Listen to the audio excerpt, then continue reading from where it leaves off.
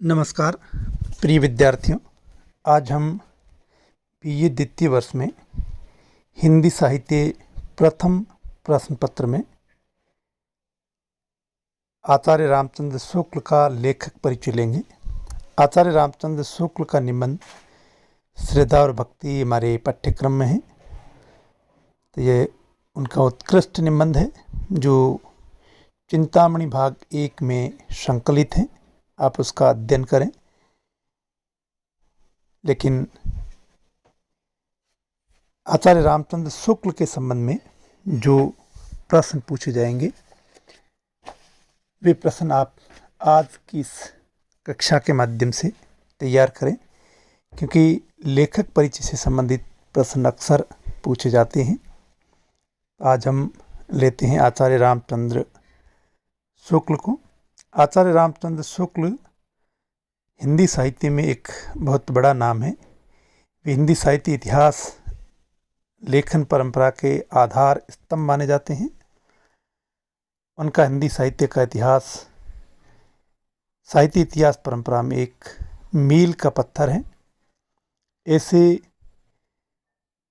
इतिहासकार, निबंधकार, गद्यकार आचार्य रामचंद्र शुक्ल का जन्म 1884 में हुआ और 1941 में उनकी मृत्यु हुई।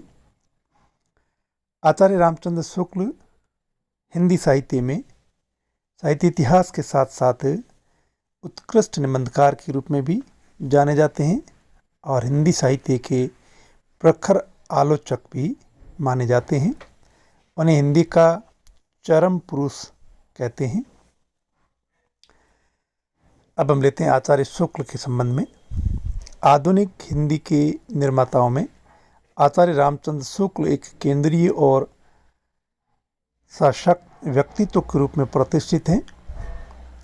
महावीर प्रसाद द्विवेदी के हाथों हिंदी गद्य परिष्कृत, परिमार्जित और अनुशासित तो हुआ, लेकिन उसे प्रौढ़ता, जीवंतता और विवेचना शक्ति नहीं मिल पाई। यह कार्य शुक्ल जी ने पूरा किया। हिंदी गद्य आधुनिक काल में सामने आता है। आचार्य रामचंद्र शुक्ल कहते भी हैं कि आधुनिक काल की सबसे प्रधान साहित्यिक घटना है गद्य का आविर्भाव। आधुनिक काल के इतिहास को हम देखें तो हम भारतेंदु युग से देखते हैं। भारतेंदु युग में कविता खड़ी बोली में लिखी जानी शुरू हुई थी, लेकिन प्रधान रूप से ब्रज भाषा में लिखी जा रही थी और गद्य खड़ी बोली में लिखा जा रहा था। लेकिन द्विवेदी युग में आते आते कविता ने भी खड़ी बोली का स्थान लिया। खड़ी बोली में मुख्य रूप से कविता लिखी जाने लगी और गद्य लिखा जा ही रहा था और गद्य में उत्कृष्टता आई और गद्य को परिष्कृत करने का काम सरस्वती के संपादक आचार्य महावीर प्रसाद द्विवेदी ने किया। तो उन्होंने गद्य को परिष्कृत, परिमार्जित, अनुशासित किया, लेकिन प्रौढ़ता और जीवंतता वास्तव में आचार्य रामचंद्र शुक्ल ने दी है। उन्होंने गद्य को द्विवेदी युगीन तीव्रतात्मकता से उबार कर पैनापन, सूक्ष्मता और गहराई सौंपी। भाषा की अभिव्यंजना शक्ति को बढ़ाया, उसे कसाव दिया। हिंदी गद्य की नई शैली और आलोचना की प्रभावशाली पद्धति विकसित की। विचारात्मक निबंधों का उत्कृष्ट प्रस्तुत करने के साथ साथ हिंदी साहित्य के इतिहास लेखन को भी प्रामाणिक आधार प्रदान किया। शुक्ल जी का जन्म बस्ती जिले के अगोना गांव में सन 1884 में हुआ था और निधन सन 1941 में। आत्मसम्मान, सहजता, प्रकृति प्रेम, गुण दोष की विवेचना शक्ति आदि गुण उनके व्यक्तित्व का महत्वपूर्ण हिस्सा थे। इसलिए कभी आत्मसम्मान के लिए तो कभी कृत्रिमता से उबकर उन्होंने ठाट बाट वाली नौकरियां छोड़ी। महाराज जयसिंह की नौकरी इसलिए छोड़ी क्योंकि उनके दरबार में चूड़ीदार पायजामा, शेरवानी और सिर पर साफा और कमर में पट्टी बांधना उनके आत्मसम्मान और सहज व्यक्तित्व के आड़े आता था। जो वन के सौंदर्य का प्रेमी था, सजे सवेरे बाग बगीचों का नहीं। कहने का अर्थ यह है कि शुक्ल जी अपना एक सहज और सादगी से भरा हुआ जीवन जीने वाले थे।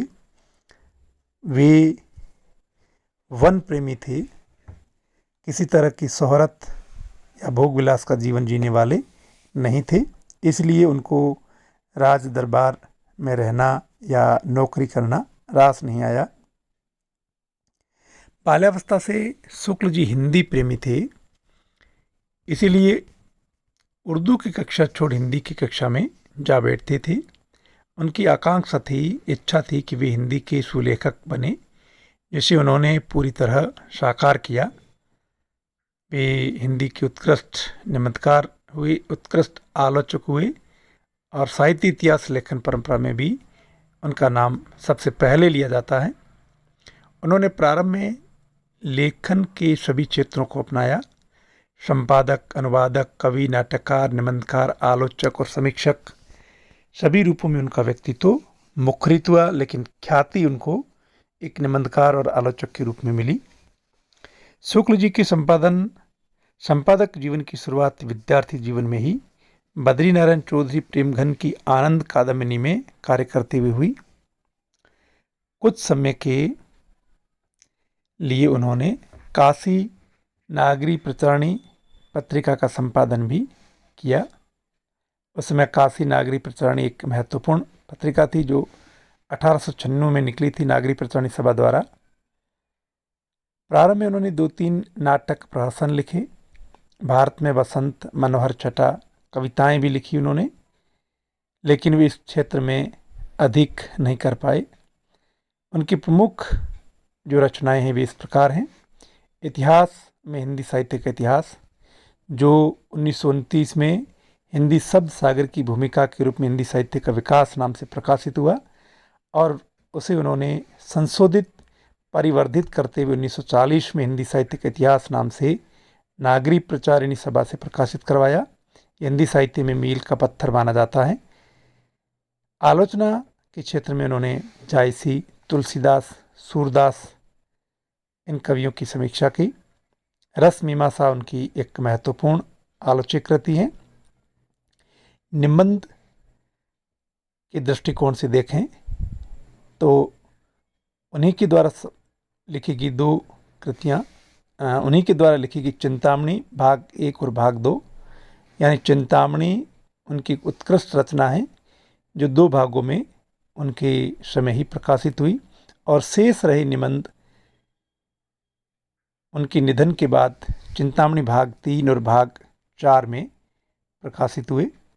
चिंतामणि भाग 1 में कुल 17 निबंध हैं, जिनमें 10 निबंध भाव और मनोविकार से संबंधित है और 7 निबंध समीक्षा संबंधी है।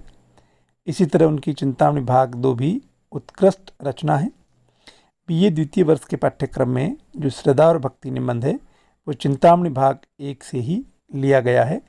आप आचार्य रामचंद्र शुक्ल के निबंध पढ़ करके अपनी भाषा को समृद्ध बना सकते हैं, भारतीय संस्कृति को जान सकते हैं, क्योंकि उन्होंने उत्कृष्ट रूप से भाव मनोविकार संबंधी निबंध लिखे हैं। काव्य के क्षेत्र में मधुस्रोत उनकी रचना है। संपादन उन्होंने किया है ब्रह्मगीत सार का, जिसमें सूरदास के पद संकलित है। जायसी ग्रंथावली, जिसमें जायसी पर उन्होंने समीक्षा की है। वीर सिंह देवचरित भी उनके द्वारा संपादित है। भारतेंदु संग्रह का भी उन्होंने संपादन किया और तुलसीदास ग्रंथावली, जो उनके आदर्श कवि थे, क्योंकि तुलसीदास में वो लोक मंगल देखते हैं। हिंदी शब्द सागर का भी उन्होंने संपादन किया और कुछ रचनाएं अनुदित रचनाएं हैं। सत्सांग और करुणा, विश्व प्रपंच, आदर्श जीवन, कल्पना का आनंद, इस तरह से उनकी उत्कृष्ट रचनाएं हैं। निबंधकार, समीक्षक और इतिहास लेखक के रूप में उन्होंने अपनी खास पहचान बनाई। उनके निबंधों का संकलन चिंतामणि हिंदी गद्य का गौरव कहलाता है। ध्यान दें, चिंतामणि भाग 1 और चिंतामणि भाग 2 उनके जीवन काल में ही प्रकाशित हुए, लेकिन चिंतामणि भाग 3 और चिंतामणि भाग 4 में आचार्य रामचंद्र शुक्ल के ही निबंध है, लेकिन वे बाद में संपादित हुए हैं।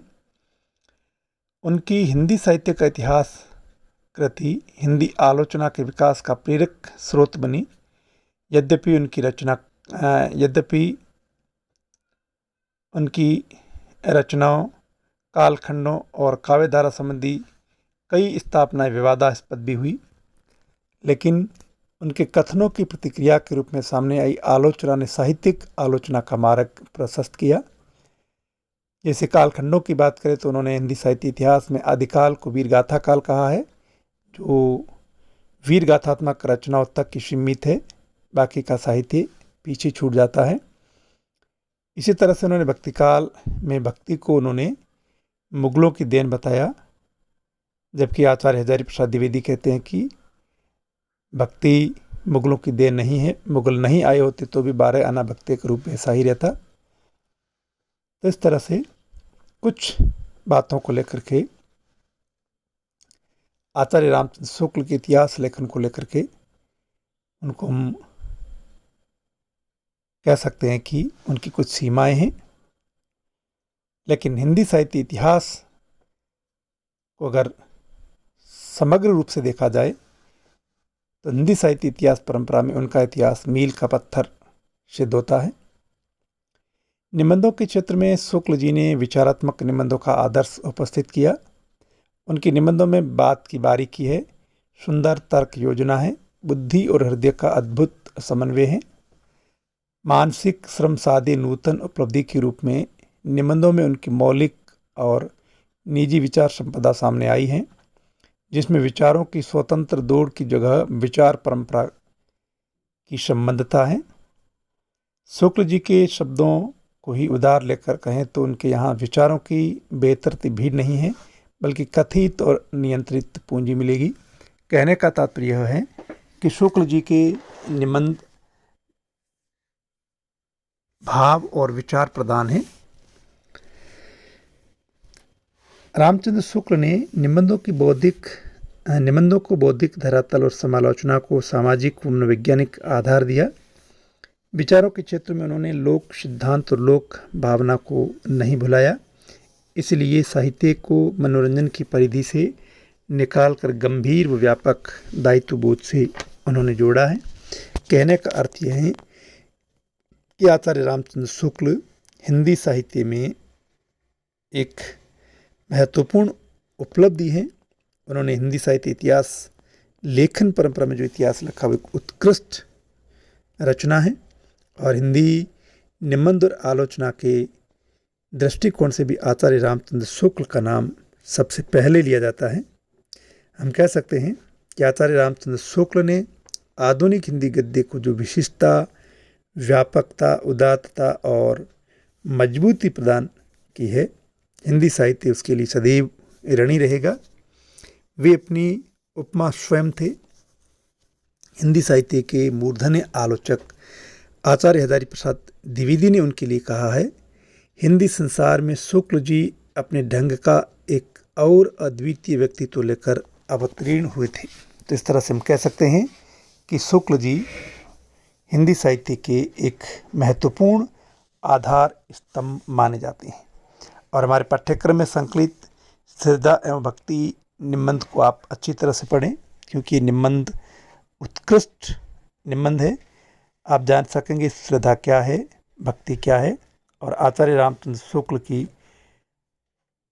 जो शैली है उसे भी आप जान सकेंगे। जो श्रद्धा और भक्ति निबंध का आप अध्ययन भी करें, क्योंकि आपके पाठ्यक्रम में यह संकलित है और उत्कृष्ट निबंध है।